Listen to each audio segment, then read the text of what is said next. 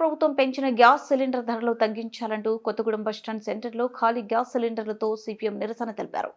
ఈ సందర్భంగా జిల్లా కార్యదర్శి మత్స్య వెంకటేశ్వర్లు మాట్లాడుతూ కేంద్ర ప్రభుత్వం అనుసరిస్తున్న ప్రజా వ్యతిరేక విధానాలు అలాగే ఇష్టానుసారంగా పెంచుతున్న గ్యాస్ ధరలకు నిరసనగా వామపక్ష పార్టీల ఆధ్వర్యంలో రాష్ట్ర వ్యాప్తంగా నిరసన కార్యక్రమాలు చేపట్టడం జరిగిందన్నారు. కేంద్రంలోనే బీజేపీ ప్రభుత్వం మూడోసారి అధికారంలోకి వచ్చిన తర్వాత ప్రజా వ్యతిరేక విధానాలను మరింత వేగం పెంచిందని, అందులో భాగంగానే పేద ప్రజలను ఇబ్బందులు పెడుతూ గ్యాస్ సిలిండర్పై 50 రూపాయలు పెంచి కార్పొరేట్ శక్తులను పెంచి పోషించే విధంగా వ్యవహరిస్తుందని తీవ్రంగా విమర్శించారు. కేంద్ర ప్రభుత్వం తక్షణమే పెంచిన గ్యాస్ సిలిండర్ ధరలను తగ్గించకపోతే రాబోయే రోజుల్లో వామపక్ష పార్టీల ఆధ్వర్యంలో ఉద్యమాలను ఉధృతం చేస్తామని హెచ్చరించారు. గ్యాస్ ధరలను తగ్గించాలి, సామాన్యులకు పెరిగే ధరలకు వైఖరి జిందాబాద్ జిందాబాద్ పెరిగే ధరలకు హద్దే లేదు,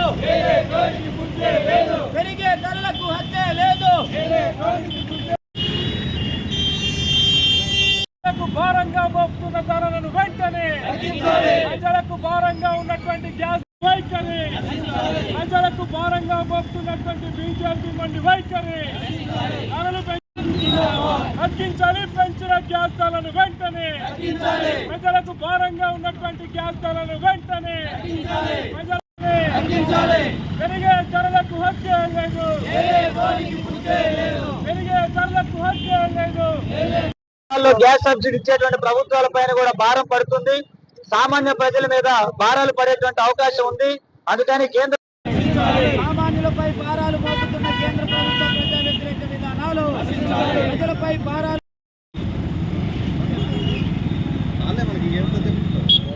తగ్గించాలి, మోపుతున్న కేంద్ర ప్రభుత్వ ప్రజా వ్యతిరేక విధానాలు తగ్గించాలి.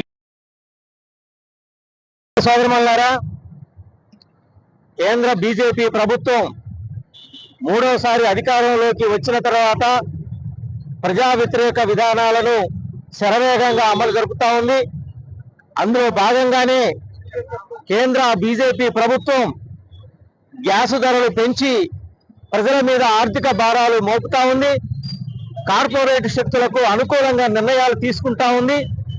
ఈ నిర్ణయాలను వ్యతిరేకిస్తూ ప్రజలందరూ సంఘటితమై కేంద్ర ప్రభుత్వ విధానం పైన నిర్ణయం తీసుకొని పోరాటాలకు సిద్ధం కావాలని ఈరోజు నిన్న సిపిఎం ఇతర అందులో భాగంగానే భద్రాద్రి కొత్తగూడెం జిల్లా కేంద్రమైనటువంటి కొత్తగూడెంలో ఈ నిరసన కార్యక్రమం సిపిఎం పార్టీ ఆధ్వర్యంలో జరుగుతూ ఉంది.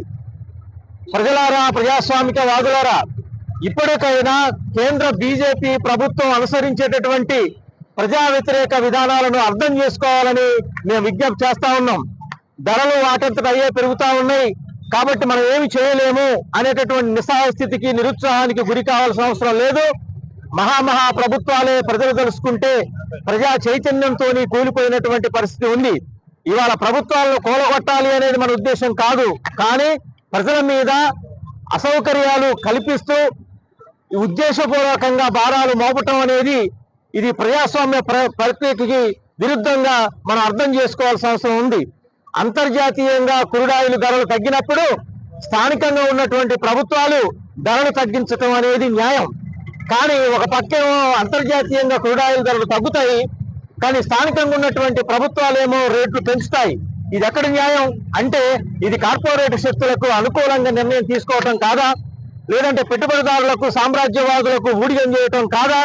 ఇవాళ ప్రభుత్వాలు ఉన్నది ప్రజల సంక్షేమం కోసం ప్రజాప్రభుత్వాలుగా ఉండాలి, కానీ ప్రజలను కొట్టి, పేదలను కొట్టి, పెద్దలకు కొట్టేటటువంటి విధానాలు తీసుకోవడానికి ఉన్నాయా ఈ ప్రభుత్వం?